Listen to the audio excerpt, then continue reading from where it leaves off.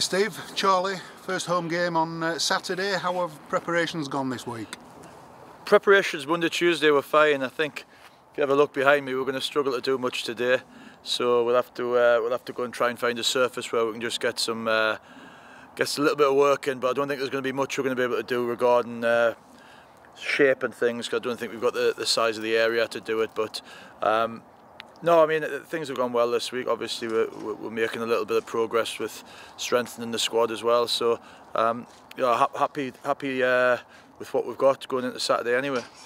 When you arrived, you said that the first couple of games would be a work in progress.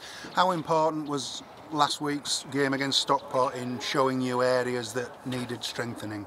Yeah, I mean, I know enough about the squad to kind of have an idea where I want to strengthen and where I want to add that little bit more energy and a little bit more forward thinking. And obviously Redcar did us a favour as well by letting us have a look at what we had. So there's a couple of games in, and I know Redcar was very different to Stockport.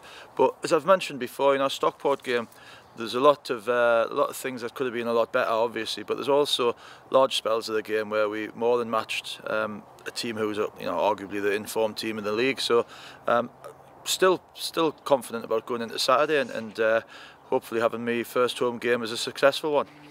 We've mentioned team strengthening. We announced yesterday that Paddy Mclaughlin has returned to the club. Just tell us a little bit about him and why you've brought him back to Bilden Crescent. Well, Paddy done really well for me last season at Gateshead. I was hopeful of trying to keep him in the summer. I was unable to do that, but obviously that just showed you that what I thought of him.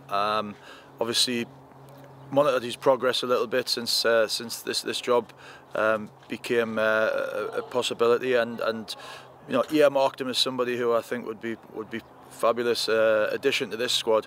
And luckily we had a good chat yesterday with Hartlepool, and they were reluctantly let him come for the rest of the season because they rate him as well, but they also understand that he's at an age, and arguably virtually in the prime of his career, where he needs to play every week, and hopefully we can provide that for him.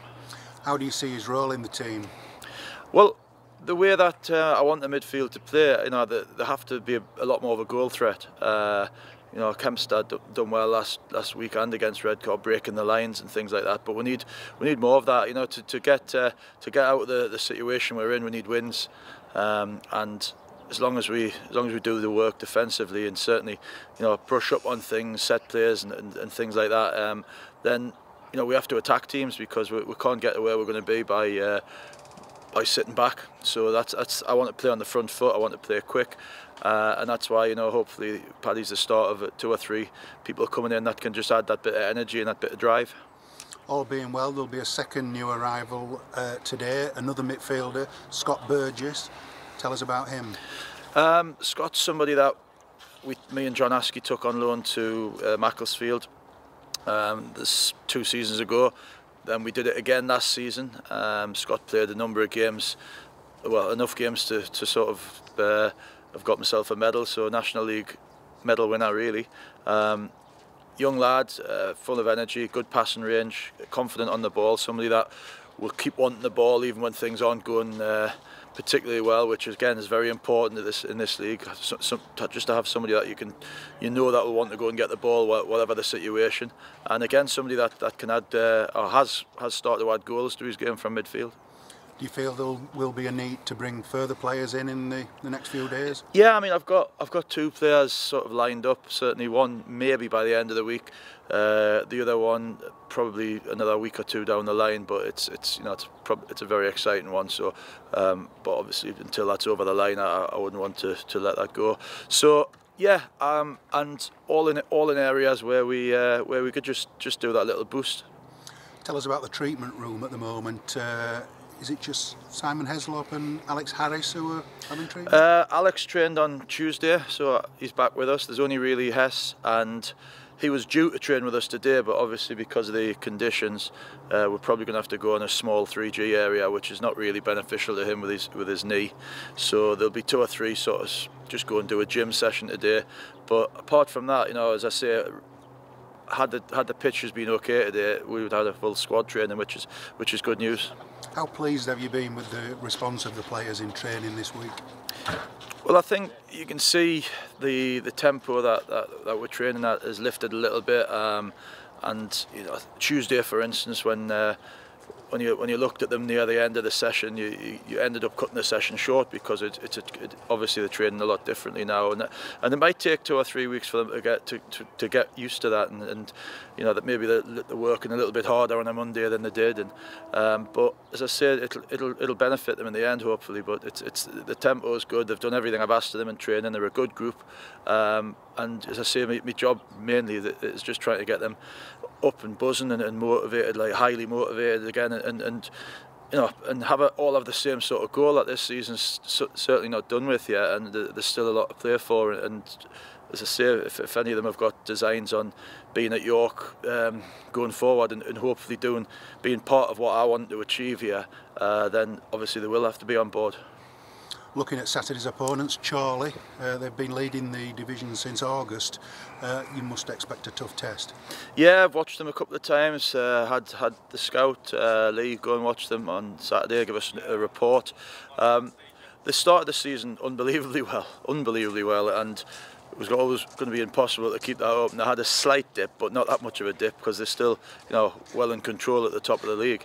They do very well. They do very well set pieces. They play a system that I would hope to play eventually, and they're scoring lots of goals at the moment. They've got a threat up top. They've got 2 or 3 lads behind the front guys who get into nice pockets like Warburton does for Stockport, I suppose. So we're totally aware of the threat, but we're at home. As I say, it's a new start for everybody, and we're at home. And this, as I said in a previous interview, Bootham Crescent, certainly for the rest of this season, should be a place where we go and attack teams. And so that's a message to the boys. We need wins, and we're going to go front foot and try and come out the traps on Saturday and take the game, firmly take the game to Chorley. How important a role can the supporters play at Bootham Crescent between now and the end of the season? Look, I mean, I understand more than most, being a Newcastle fan, that it's hard when you've had a couple of seasons like York have had, and the last few years haven't been easy. But the word support is exactly that. That this Saturday, make it a really tough place for the opposition to come, not for the home team to be, and really, really, as a whole club, myself, the staff, the playing staff and the supporters, try and get together Saturday and just make it, try and make the rest of this season as positive as it can be, and as I say, we'll see where it goes from there. And before that, you've got the fans forum on Thursday night. Just tell us your thoughts behind that and how much you're looking forward to it.